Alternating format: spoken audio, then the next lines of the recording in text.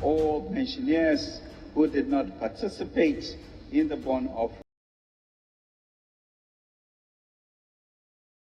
was paid to the need for our senior citizens to picket at the ministry. Individual bondholders forum threatened to protest perpetually if their matured bonds are not paid immediately. And so we're going to continue fighting. And so next week, Monday to Friday, we intend to picket at the Independence Square. And we invite you media men to come and carry it. Also in the bulletin, Free SHS Secretariat urges calm as it begins resolving challenges associated with this year's school placement process. I wasn't placed in the schools I choose, that's why. Which schools did you choose? Ghana National College, Nifa Senior High, Enum Presby, Apam Senior High, Accra Girls. And what grade did you get? 21. Which course did you pick? Business. And later, a Sokore Mampon District Court grants 100,000 Ghana Citi bail to 2 persons arrested for allegedly trafficking some foreign nationals to engage in begging in Ghana.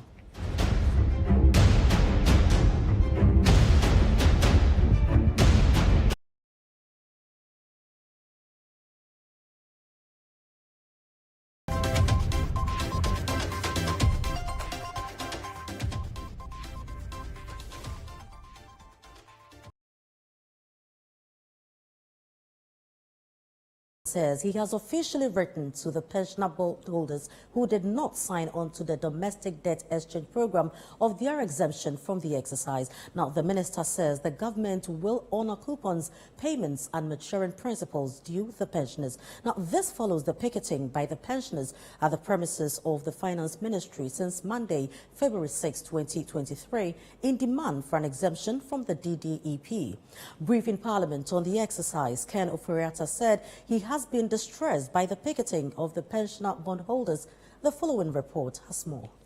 For 8 working days, pensioner bondholders who self-exempted from government's domestic debt exchange program picketed at the office of the Finance Ministry to demand for an issuer's exemption. They took their lobbying, they took their protest to higher authority, including the Speaker of Parliament. This resulted in the Minister of Finance being invited to the House to answer some questions pertaining to the domestic debt exchange program. Today, February 16, the Minister came into Parliament, and before the Minister spoke, I caught up with the convener for the Pensioner Bondholders Forum, Dr. Edu Anane Entry, who had come to Parliament to listen to the Minister. I asked him what his expectations were as they eagerly awaited for the Minister's arrival. We told the Minister we will come today to support him to grant us the exemption, and that's why we are here. Our basic request and what we are expecting is for the Minister to put in whatever statement he is going to give, to include in that statement that pensioner bondholders have been exempted. Yesterday, he said he was going to discuss with the President. As to what they will say, I don't know, but once it comes out that from the statement that pensioners have been exempted, or even all individual bondholders are exempted, we are fine. And then Parliament. Well, that will mean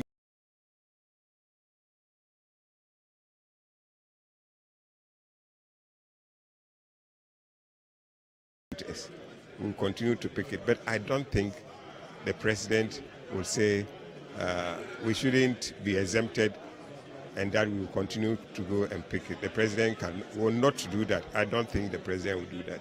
So I'm hopeful that if the Minister was going to discuss with the President, the result will be a positive response from the President that you can't allow these pensioners to continue to picket at the Ministry, exempt them. It will not affect anybody, not anybody at all. No child, no adult, no institution. Nobody will be affected when you just say pensioners have been exempted. So we don't see why the challenge. Would that mean that you'd move the picketing grounds away from the finance ministry, closer to the president? Well, if it comes to that point, and of course, if they haven't declared a place as a security zone, we'll go there if it comes, but I don't think it will come to that. Our parliamentary correspondent, Ni Ayukwe Okai, was in the chamber and followed proceedings for us. The Business Committee of Parliament invited the Finance Minister Ken Ofori-Atta to appear before the House upon a directive by the Speaker of Parliament, Alban Bagbin-Ant. On Thursday, February 16, 2023, the Finance Minister Ken Ofori-Atta was in Parliament to provide a policy brief on the government's domestic debt exchange program. He announced that he has officially written to the pensioner bondholders of their exemption from the domestic debt exchange program. Mr. Speaker, government remains committed to the well-being and dignity of our senior citizens and pensioners. Indeed, it has personally, Mr. Speaker, caused me great distress as a number of our pensioners have picketed at the premises of the Ministry of Finance since Monday, February 6, 2023. I have already indicated in my press release,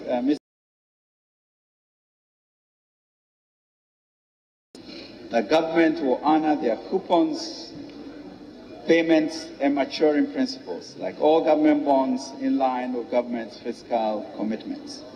Mr. Speaker, in seeking to understand the concerns of our senior citizens, I have met with them on 3 occasions. The most recent was yesterday, 15 February 2022, where I explained the terms of the new bonds. Mr. Speaker, I subsequently wrote to their convener, letting him know, Mr. Speaker, that all pensioners who did not participate in the bond offering are exempted. Mr. Speaker, I pray that puts paid to the need for our senior citizens to picket at the ministry. Mr. Speaker, I would like to thank all those who helped in those discussions for this. The minister expressed hope in stability of the interest, inflation, as well as the exchange rate following the conclusion of the domestic debt exchange program. I'm confident that the program government has set out for this year, supported by Parliament, will get us out of the economic crisis that has besieged our economy since COVID-19 reached our shores back in March. The debt exchange program will experience stability in the exchange rates, inflation, and interest rate, bringing businesses and families some respite. Mr. Speaker, with the successful completion of the DDEP, we believe that with the sustained support of Ghanaians and this august House, we will recover from this economic crisis sooner rather than later, as indicated by His Excellency President Akufo-Addo. Ken Ofori-Atta also announced that the domestic debt exchange program will put an end to the central bank's financing of the government's budget going forward. Mr. Speaker, as already stated in the House in November, we did lose access to the international capital markets at the beginning of 2022. At the same time, budget implementation was confronted with domestic financing challenges from the auctions, as well as lower than estimated domestic revenue mobilization.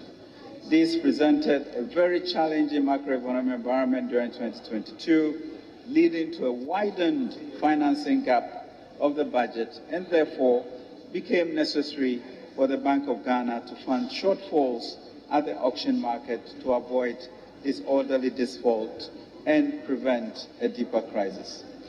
Mr. Speaker, it was necessary for the government to seek financing from the Bank of Ghana to augment its fiscal operations for the year. The Bank of Ghana last week concluded work on its financial accounts for 2022 and reports that the total overdraft extended to government for 2022 was 37.9 billion. Mr. Speaker, in line of Section 30, Clause 6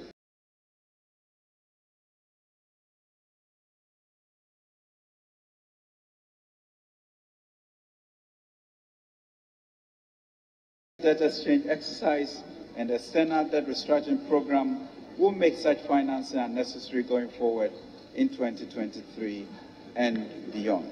After the submission by the Finance Minister Ken Ofori-Atta, there were reactions from both members of the minority and majority caucus. We are on the brink of economic catastrophe, of Armageddon,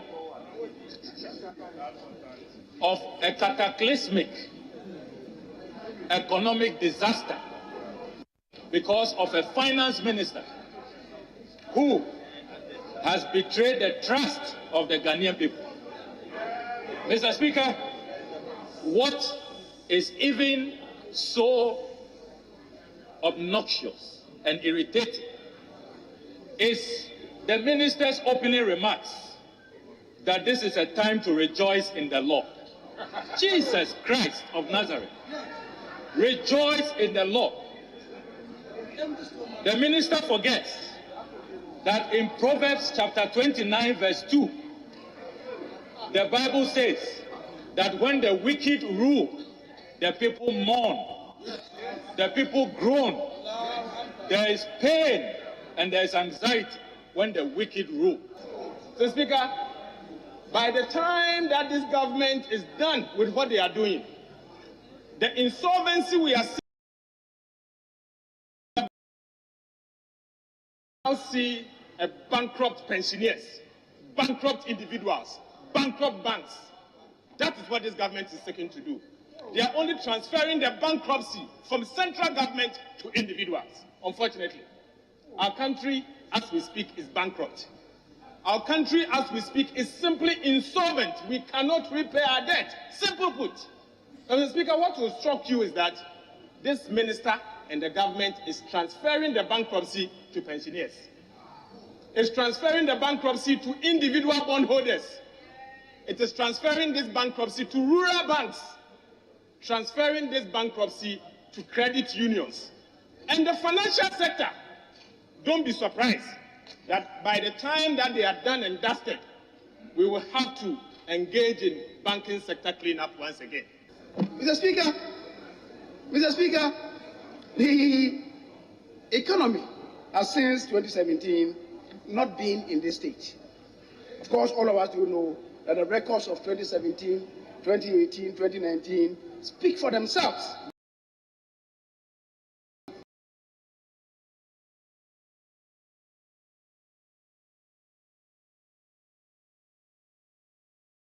And as at the point of exit, 2016, we were plateauing. And you know that the difference is clear until the advent of COVID-19. And even after COVID-19, Mr. Speaker, look at the growth of GDP in 2021.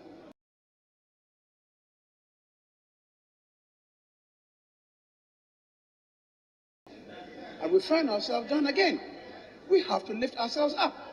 A Deputy Finance Minister, John Kuma, also provided some details on the submission by the Finance Minister, Ken Ofori-Atta. I want to take opportunity to thank individual bondholders for graciously accepting to be part of this process and have also tendered in the new bond exchange program, which has resulted in the high percentage of 85% of success, which is very necessary condition for our economic recovery at the moment. Indeed, what we have all done today has positioned Ghana to securing an IMF program in a record time. And we strongly believe that once we have completed the domestic debt exchange, steps are already underway on the external debt exchange as well. And we believe that very soon we will be able to secure the IMF program. On the specific issue of our retirees who were seeking exemptions, we have stated categorically today in a written letter to the forum that all the retirees who did not participate in the exercise are fully exempted. So there is no need to pick it again. Your concerns have been taken on board. All your coupons will be paid and all that. But I particularly want to thank the 1,340 retirees who, in these circumstances, felt that they also have to be part in preserving this nation or making a sacrifice towards this domestic dot exchange. And in fact, some of them took part also because the offer that was given to the retirees was very attractive. To be honest, if you check the figures, 80% of all bondholders in Ghana in the category B, the retiree bondholders, 80% of them have maturity more than 5 years. Some are 15 years, 10 years, 12 years. So it was a better offer to give them that you are curtailing the maturity to 5 years. That means that on the 4th year, they can have 50% of their principal. The difference between the 15% and the 18.5 or 19% on the existing bond. Okay, so some of them took advantage, and we are grateful for that. It was not meant to put them off or to make them worse off. It was to give them an earlier maturity on their bonds, as some of them were saying. Meanwhile, the convener of the pensioner bondholders, Dr. Edu Anane Entry, has been speaking with my colleague, Charles Ousukumi. All that they were asking for, to be exempted just as pension funds has been exempted. That is all the struggle. Whether exemption means this or means that is not their matter. They want to be exempted as pension funds has been exempted. And after 5 weeks of struggling, the minister has now given in, and the exemption has been granted. What does it mean for the culture of protest? The fact that you have done this peacefully and finally been able to achieve your aim, what does this mean for the culture of protest and our democracy at large? Well, that is a good sign that our elderly have shown that you can. They didn't have any strength. As weak as they were able to do this for 8 days.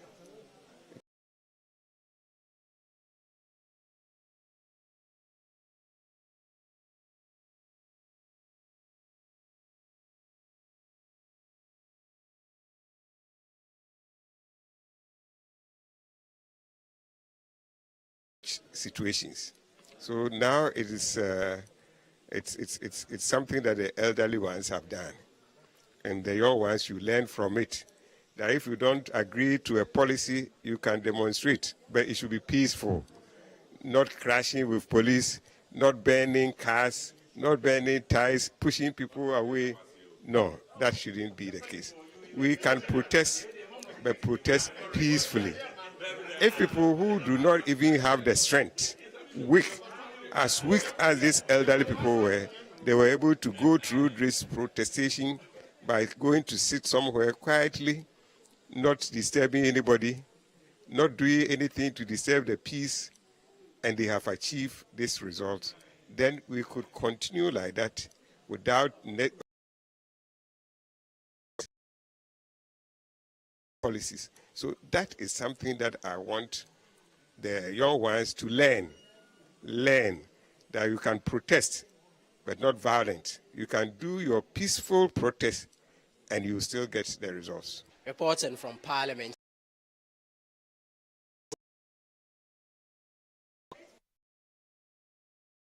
Well, the individual bondholders firm has intensified calls for payment of their matured bonds with a threat to protest continuously until their bonds are paid. The group says the government has refused to honor payment of its coupons and principals despite 3 of the bonds maturing. There is more in the following reports. The protest by the individual bondholders is scheduled to commence on Monday, February 20. Unlike the pensioner bondholders, the individual bondholders are demanding payment of their matured bonds.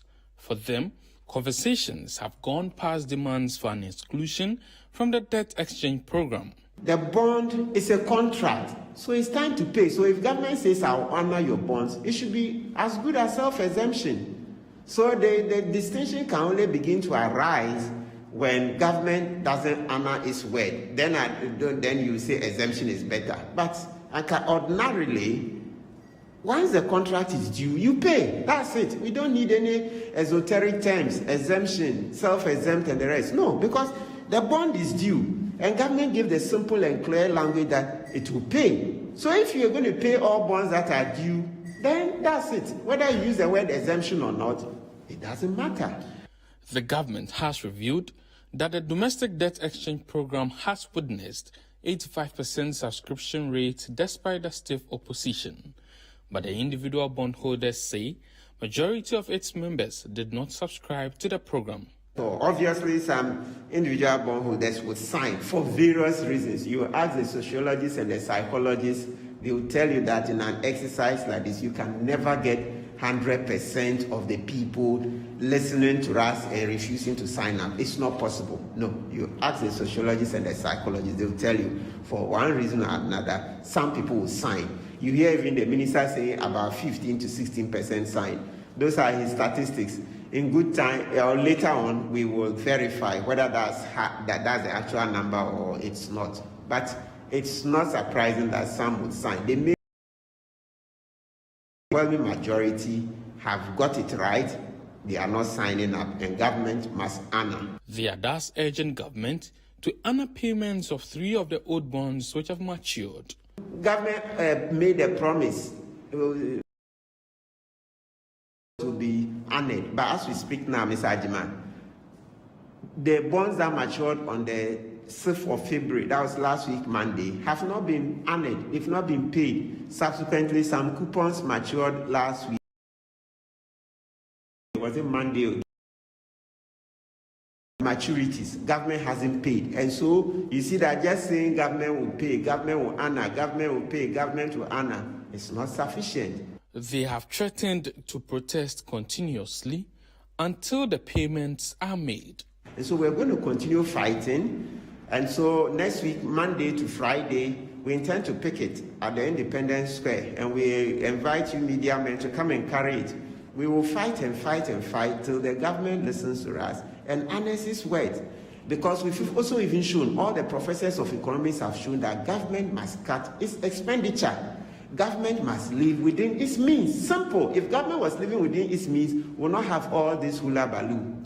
It appears government and individual bondholders will have to hold more engagements as far as the domestic debt exchange program is concerned, despite government's assurance that these individual bondholders have been exempted from the program, particularly those who chose not to participate.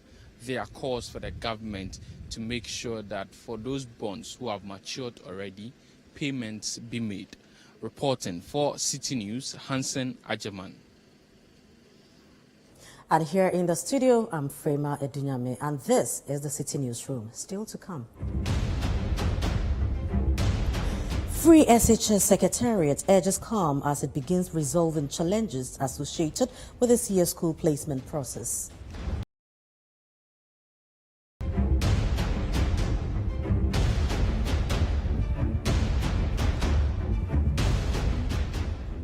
We'll be back shortly with the details. Please stay.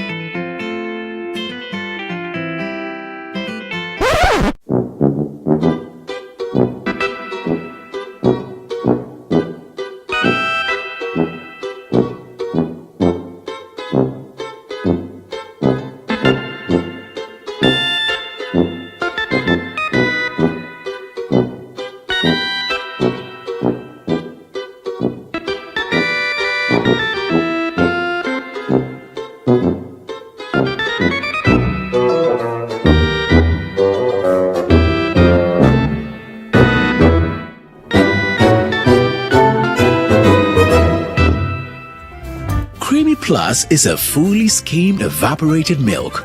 Creamy Plus is available in a shop near you.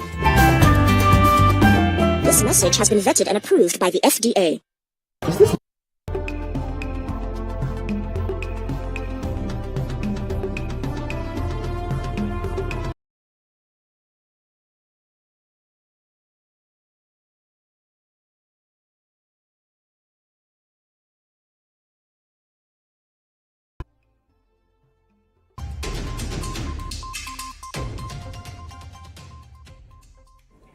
Thanks for staying. Now, the Free SHS Secretariat is urging calm as it's working assiduously to resolve challenges associated with this year's school placement process. The call comes after parents and potential senior high school students besieged the National School Placement Solutions Center here in Accra to address issues associated with the school placement. There is more in this report filed by Citi News' Anne Shelley Zhu. Hundreds of parents with their wards gathered at the NAT solve challenges associated. School Placement Solutions Center has been set up to deal with all challenges, including and not limited to students who were not placed in schools, gender issues, change of schools, among others. The Ghana Education Service set up the solution centers across the country as part of its efforts to solve the problems that may arise following the release of the school placement. A visit to the Greater Accra Solution Center showed parents and their wards with various issues seeking for a redress. Some of them spoke to Citi News. Actually, my little sister, she wrote some of the BEC, but unfortunately for her, didn't get school. So I'm in here to tell them so that they will do something about it. What grade did she get and what school did she choose? She got 24. And which school did she choose? I think she chose Equia Primine, Kumasi Anglican, Konongo Dumase, and Collins Senior High School. And she got none of them? Nah, and he did placement, that was yesterday, but then they refused to give her school. That's a self-placement? Sure. They have attended to me, but they said I should write her name at the back of the, the placement form, and the school that she wants, and the grade that she got, and then look to it for, let's say, Saturday, Sunday, and check the portal again, the placement again, if maybe. So they sent to you. Which school did you choose now for the self-placement? Okay, actually I chose Kumasi Anglican, that's CAS, and then Kumaka, and then KNUST Kumasi. I'm here to change a school for my cousin. My cousin, she was given a day school, and where she is far from where she has been placed. Where was she placed? She's placed at St. John's Grammar at Domi, and she stays at Anya, so the cost involved. Did she pick for day or boarding? Day or boarding? Day school, yes. That's why you have to change it? I have to change to a boarding school. So which school are you looking at placing? I'm looking at National or Swedru School of Business. And since you've been here, how has the process been? The process is very smooth because even last year I came here, it was done for my cousin. So I'm hopeful that this one will succeed. I had an aggregate of 12, but I wasn't given any school. Which schools did you pick? I chose Presec Legon, Agri Memorial, Ghana National, Ureli, Kweju Agri, and the D school, which is the compulsory day. I chose Achimota. And they gave you none of that? They gave me none. How do you feel now that they've not? A little. I wasn't placed in the schools I choose, that's why. Which schools did you choose? Ghana National College, Nifa Senior High, Enum Presby, Apam Senior High, Accra Girls. And what grade did you get? 21. Which course did you pick? Business. Okay, so what schools are you going to choose now? Right now, I'm thinking of St. Martin's, Nifa Senior and Ghana National College. So your parents are going to bring your results, please. But have you heard anyone who has gotten another grade but they've gotten a school? Yes. I have a mate who had 28 and had Accra Academy. Oh, what course? It's general arts, yes. Okay, so how does it make you feel now that you don't have a school?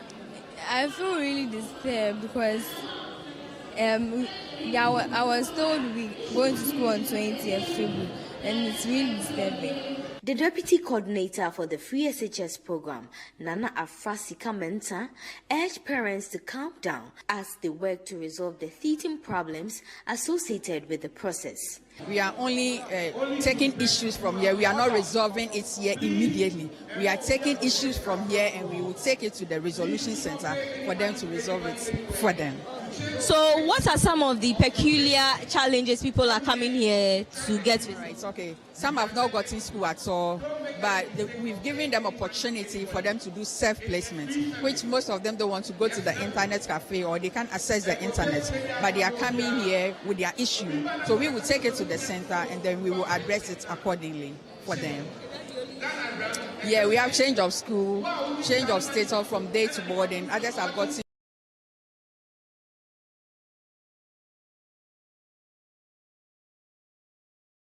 So we are doing re-entry for them, which we have to generate a new index number and then place them in their preferred school for them. We are not even closing the resolution center anytime soon. We have 6 solid weeks to spend here. So we spend 6 weeks here to resolve all issues for them. She also advised parents to desist from traveling for long distance to Accra to have their issues resolved, as regional centers have been set up across the country. This place is the National Resolution Center, but we have a regional resolution center across board. So those who are far, they shouldn't even go through the stress of traveling, coming to Accra to resolve their issue. They can go to all our centers, and we have a call center number. Those of us who cannot come to the center can call the numbers, and then their issue will be addressed.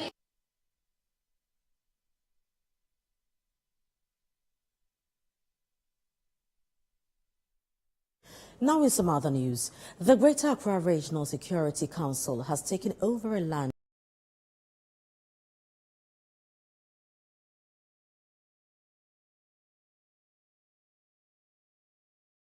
have been engaged in a protracted land dispute for ownership since 1999. Now, the matter has been before the court over a period of 22 years, from the High Court to the Court of Appeal through to the Supreme Court. Now, after several years of legal tussle, the Regional Security Council, after an emergency meeting held on February 16, 2023, indicated that the area under dispute has been declared a security zone as land-guard activities are threatening the peace of the area. Henry Korte is a Greater Accra Regional Minister, and he addressed the press on the matter. The Regional Security Council has picked up intelligence on the likelihood of imminent clashes between 2 feuding factions within the East Legon enclave, particularly Topkins Limited and Ampa Builders. The Regional Security Council, at an emergency meeting held on Thursday, 16 February 2023, has taken the following decisions. 1. The entire area under dispute has been declared a security .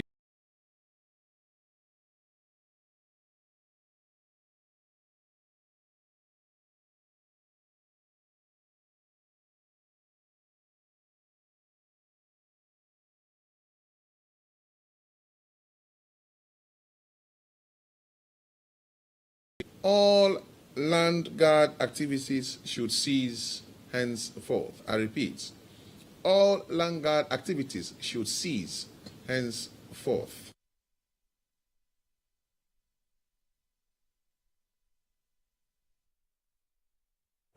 Residents of Bola Top, an area around Timber Market at Old Fadama, are appealing to the government for support following a fire incident that gutted several structures in the area. According to the residents, they have not received any support since the fire incident. There is more in this report by Citi News' Daniel Sakiti and read by Akusia Oche. At Old Fadama Timber Market. When Citi News visited the area on Thursday, smoke was still billowing from the ashes of the burnt structures, while affected residents were looking distraught and counting their losses. Speaking to Citi News, Some of the residents indicated that they lost majority of their valuables, while others say they had to sleep in the open as a result of the devastating impact of the inferno on their wooden structures. They appealed to authorities to come to their aid.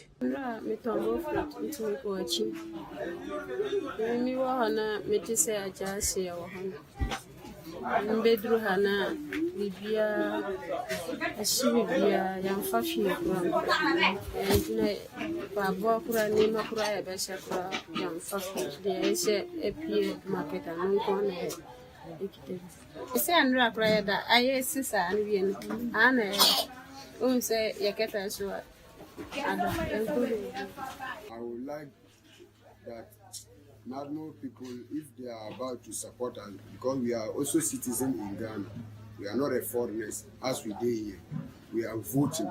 Everybody have voting ID card for this area. So we are citizens in Ghana. I would like that if government can give us support for we to build our structures back, or any support that government can support us for this area. Me and my people, I would like that. Some scrap dealers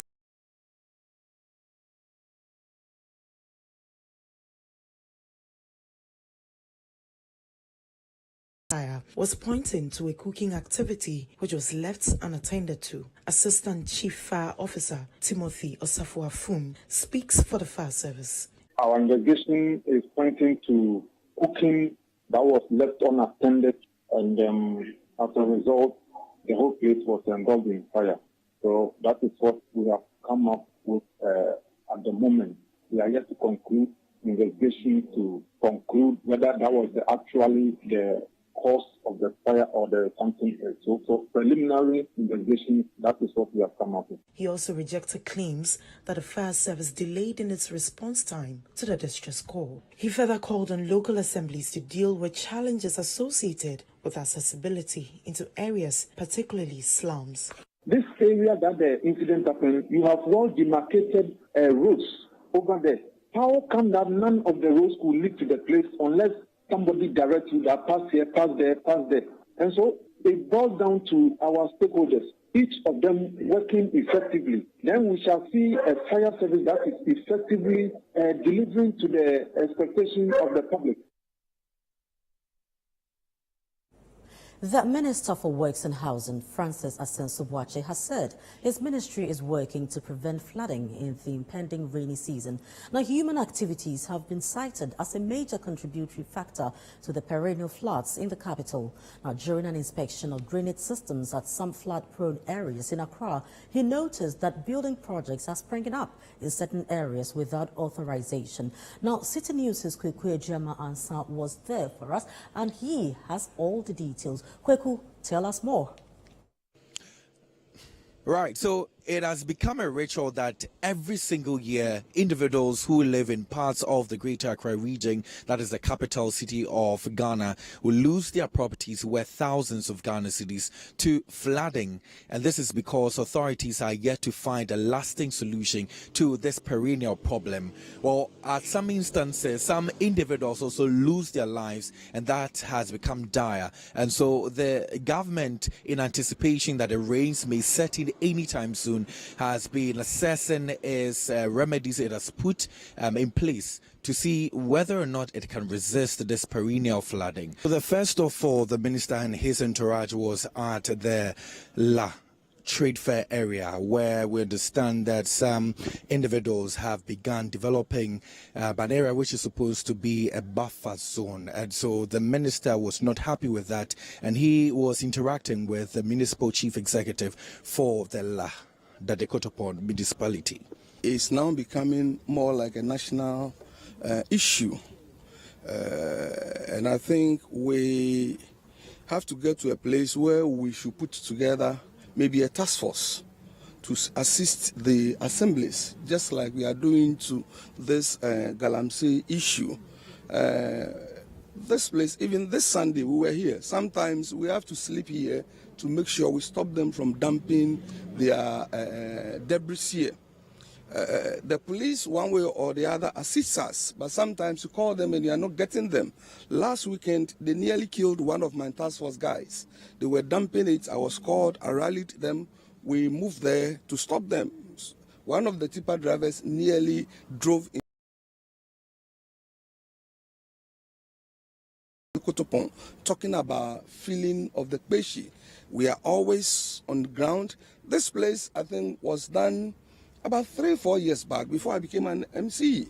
They had wanted to develop this place. We've been stopping them, fighting them. This Sunday, we were here to stop them with machines and everything. Even yesterday, we arrested about 4 or 5 tippers, and we are processing them to court. So we are seriously fighting them. But it looks like day in, day out, it's becoming like a national challenge. A community here, it looked like the discipline was on fleek because a lot of development was ongoing. These people, we understand, had no permit to do that. The minister had an interaction with the people who were working on the project. Do they have permits? They don't have permits. In fact, all these are among the 785 structures in the waterway and at the Okojo. We took an inventory of them last year when His Excellency asked us to break the buildings down. We took an inventory. All of these buildings are in the reservation, the river reservation, and they are all part of the 785. When we go to the Sango, 487, the Sango side, the buildings are in the reservation. That, strictly speaking, have to come down if we want to take them down. But what have you done? Who gave them the permit? No, they don't have the permit. They don't have the permit. None of these. Okay, so normally when developments are going on and as the authority, you know that they don't have permit, you issue warning that they shouldn't continue. No permit. Have you done that? Yes, all of this. Why have you not been able to pull these buildings down? What is your challenge? Is with the capacity. As I said, they are on this side 785 structures. When you pull them down, you must also remove it and take it somewhere. That is beyond the capacity of assembly to do. Even if the place is not a reserve area, you have no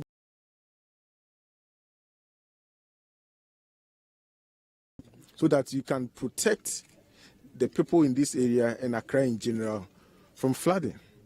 And you have decided to build on this reserve area. I'm not challenged. Yeah. But sometimes if we start like this, where there is this thing, how they call it, government land, they stop it before we start. They stop. But this one, see people around. So if they can't stop her, so they have to stop. So see this one like this. If something start, we you have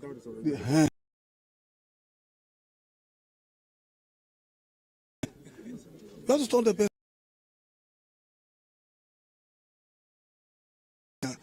Master, it's not easy. So the minister became,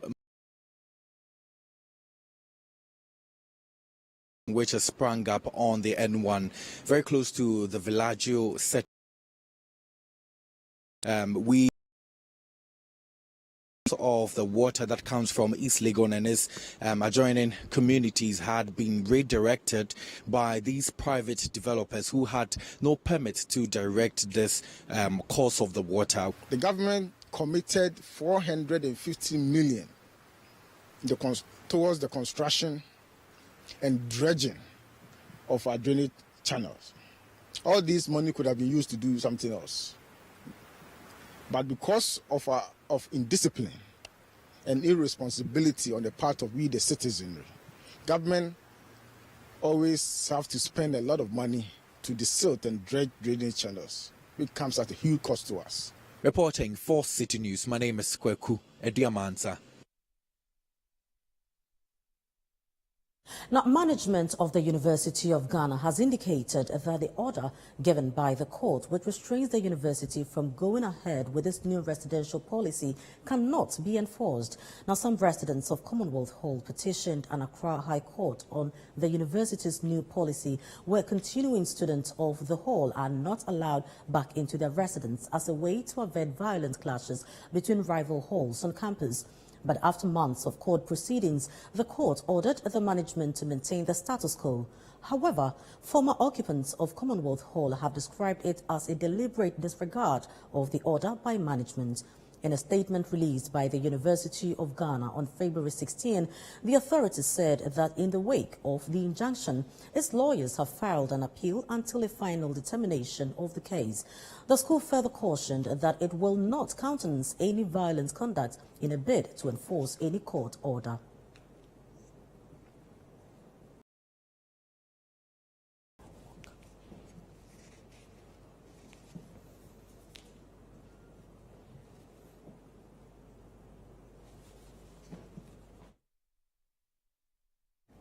You're still watching the Citi Newsroom, still to come.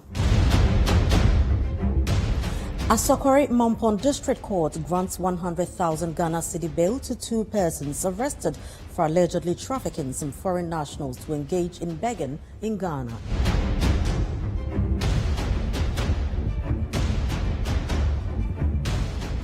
We have the details coming up shortly. Do stay.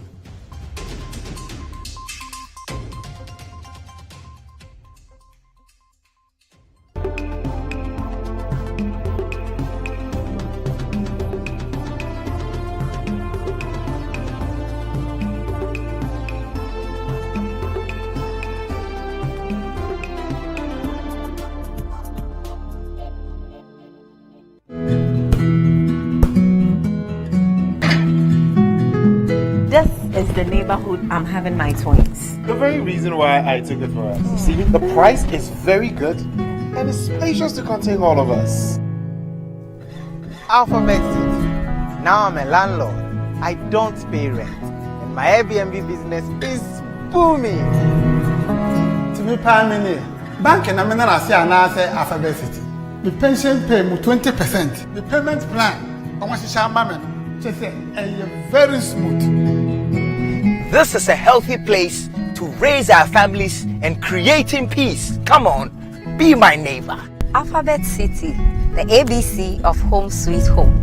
Alphabet City is a classy and peaceful gated community in Sakumono. We have 24/7 top-notch security and high-quality access roads. We have 3 bedrooms and 2 washrooms, 3 bedrooms and 3 washrooms with boys' quarters. We have 3 bedrooms and 4 washrooms. We have 2 bedrooms and 2 washrooms, all with beautiful kitchens and kitchenettes. Call Alphabet City on 0240-111119 or 050-44-99999. Alphabet City, the ABC of Home Sweet Home.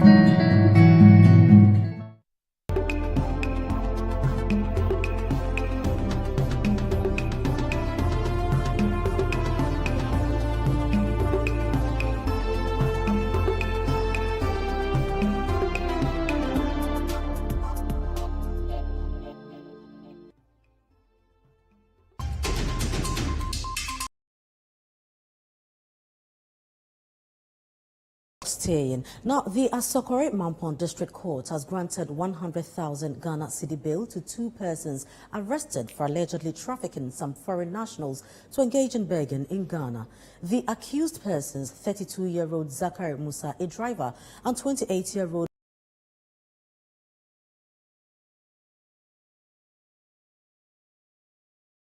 Now, Citi News' Ashanti Regional Correspondent Hafiz Tijani reports. The intervention by the Asokore Mampon Municipal Assembly led to the arrest of the 2 persons after some 45 Nigerian nationals transported to Ghana were left stranded. Although the nationals, both adults and children, insisted they were transiting to Ivory Coast from Niger, the driver and his accomplice said Ghana was the final destination. The nationals were repatriated and the 2 persons were also detained by the police to assist in investigations. The accused persons appeared in court on Thursday and were charged with conspiracy to commit a crime and human trafficking. Counsel for the accused persons prayed the court to grant his client bail, but the court insisted it needed to be convinced that they were not a flight risk. The court later granted 100,000 Ghana cedis bail with 2 sureties, and one has to be justified by an official of the Nigerian consulate in Ghana. The case has been adjourned to 16th March 2023. Ashanti region.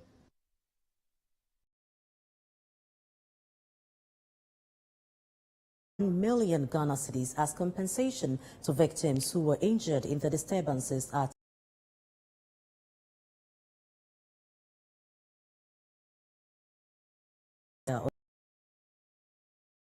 following the death of a social media activist in the area. This is another report by our correspondent Hafiz Tijani. The Justice Kumsin Committee that probed the Ejura unrest recommended payment of compensation to relatives of the deceased and the injured victims. The government, through the Interior Ministry, paid the compensation to families of the deceased per the committee's recommendations. The ministry on Wednesday reached out to the injured victims and their families to pay the remaining compensation. 17-year-old Awal Misbao, whose leg has been amputated due to the shooting, received an amount of over 600,000 Ghana cedis, while 22-year-old Luis Aikpa and 31-year-old Nazif Nuhu, who also sustained gunshot wounds, also received over 300,000 and more than 100,000 Ghana cedis, respectively. The ministry explained that the compensation amount was determined by the severity of the victims' injuries. Chief Director at the Interior Ministry, Adelaide Anokumi, wants the youth to be law-abiding and refrain from acts of violence. The divisional command has changed, and I think that has brought some sanity into the system. Hitherto, it looks like Ejura was going haywire.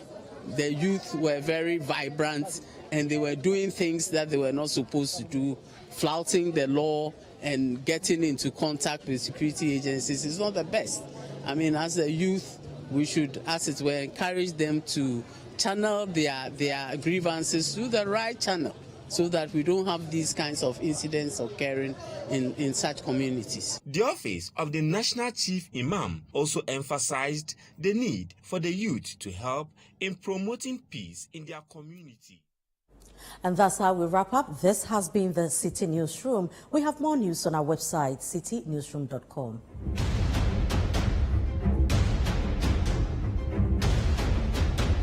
Subscribe to CitiTube on YouTube for more exclusive video content from Citi TV.